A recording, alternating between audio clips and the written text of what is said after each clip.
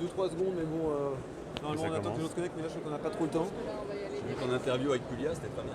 Comment? Ton interview avec François Pulia hier, c'était très bien. Ah c'est bien, c'est sympa. C'est sympa. Rebonjour, alors sur la fin du Production Forum, on est sur le stand de Nestor, comme vous pouvez le voir je pense à l'image. Et on est avec Mathieu Covin et Nel Morisseau. Bonjour. Bonjour, merci de vous prêter au petit jeu de l'interview. Est-ce que vous pourriez dans un premier temps vous présenter rapidement votre parcours et comment vous êtes arrivé à Nestor? Alors moi je m'appelle Mathieu Covin, j'ai été régisseur une dizaine d'années. On a créé la boîte en 2014. Peut-être que c'est... Nel Morisseau, régisseur aussi, voilà, 10 ans de régie, comme Mathieu. Et puis on a donc monté la société 2014 en parallèle de nos activités de régisseur. Et depuis quelques années, on a arrêté notre profession de régisseur pour se consacrer entièrement à la société Nestor qui développe des produits spécifiques au métier de la régie. Alors pourquoi avoir créé Nestor? Le constat il y a 6-8 ans, c'était de se dire qu'en fait il manquait un peu un prestataire qui était capable de regrouper toutes les demandes de la régie. Et c'est comme ça que la boîte elle est née. Moi à la base j'avais acheté un camion et je m'étais dit plutôt que de charger et décharger la bijoute à chaque film, autant tout mettre dans un camion. Puis ça a commencé comme ça, j'ai loué un copain, un deuxième copain et en fait les gars ont dit c'est super en fait d'avoir tout en main, enfin un tout clé en main. Et puis petit à petit on l'a prêté aux copains des copains, ça s'est su. Et en parallèle, on a surtout développé notre propre matériel. On s'est dit qu'à un moment, il fallait adapter le matériel à nos métiers. Il y a plein de choses qui existaient, il y a plein de matériel qui était qui devait être revisité, notamment les glaces maquillage. J'ai toujours eu un peu des problèmes de dos et je me suis pété toujours le dos comme tant de régisseurs, je pense, sur les installations. Et à l'époque, la technologie LED était en train d'arriver. On s'est dit, mais il faut faire quelque chose parce que là, il y a quelque chose qui consomme peu d'électricité, qui a une super qualité de lumière. Il faut absolument développer une glace Mac en LED. Et c'est un peu à ce moment-là qu'on a commencé vraiment à travailler à temps plein sur la société. On a fait un peu dans un garage la première glace maquillage.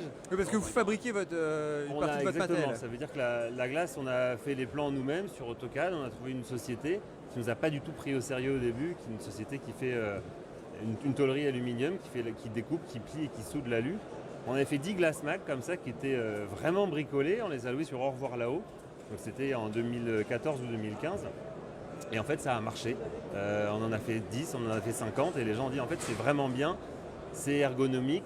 On l'a fait avec des maquilleuses, avec des régisseurs en essayant de savoir quelle est la glace idéale pour chacun des corps de métier. Et puis voilà, la boîte elle a commencé à prendre corps au moment où on a sorti la version 2 des glaces maquillage.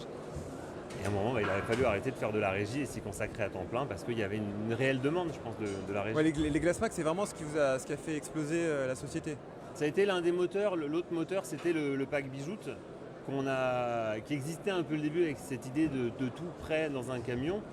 Le pack bijoute, on l'a structuré, on l'a organisé sur une grande palette et dans laquelle il y a tout le nécessaire de base d'un régisseur et plutôt que de se dire même en termes de devis, de réfléchir à chaque fois, est-ce qu'on va prendre 10 prolongs, est-ce qu'on prend ou pas les extincteurs, le directeur de prod qui va dire bah non mais là c'est trop cher, peut-être le chargeur de batterie de camion on n'en a pas besoin.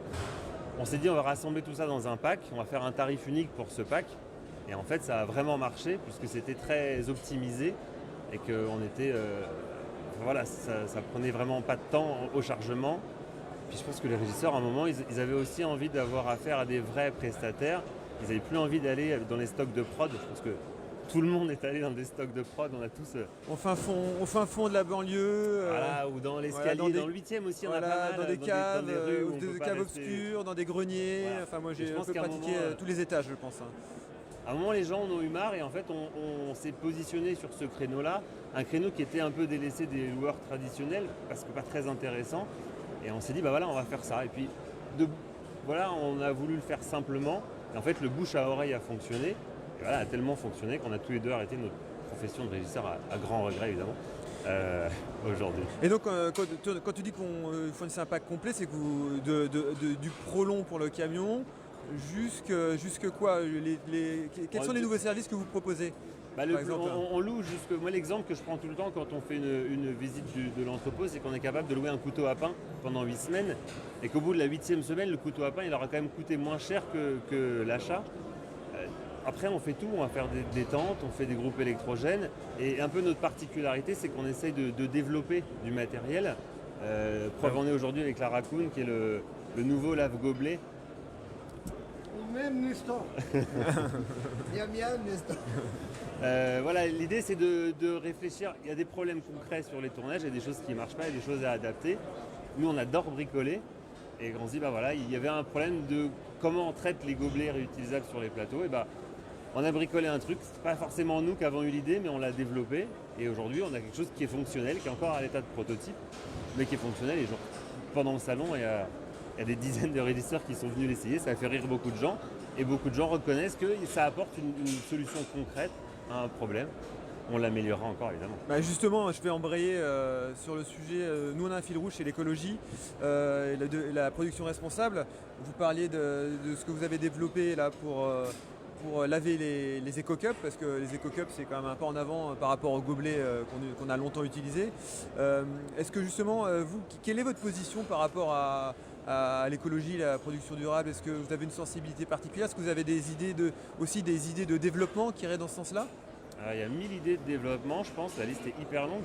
Nous, en fait, on n'est pas engagé écologiquement, c'est un truc un peu naturel pour nous. On a toujours refusé, par exemple, de faire des machines à capsules. Et je pense qu'il y a 2 ans, quand on disait aux régisseurs, en fait, non, on ne fera pas de Nespresso, on a des machines à grains, les gens nous prenaient pour des fous. Et il y a 2 ans, on ne louait pas de machine à grains.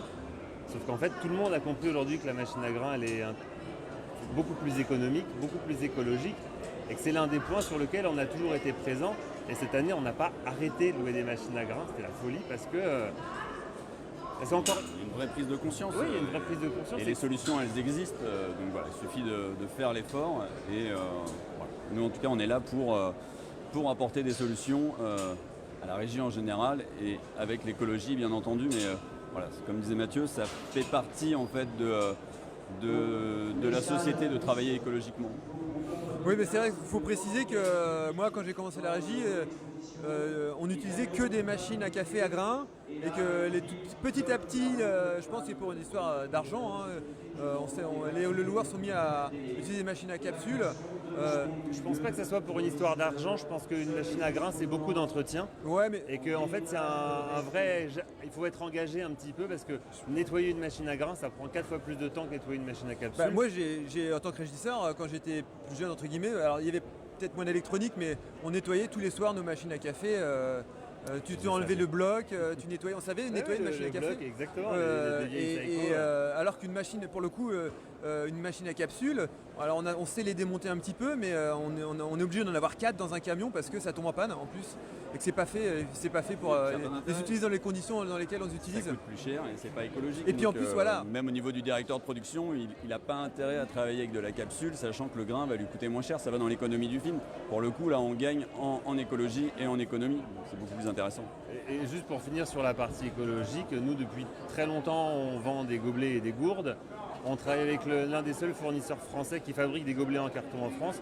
Parce qu'aujourd'hui, 3/4 des gobelets en carton qui sont vendus en France, ils viennent de l'étranger. Au mieux de l'Europe de l'Est, au pire de la Chine.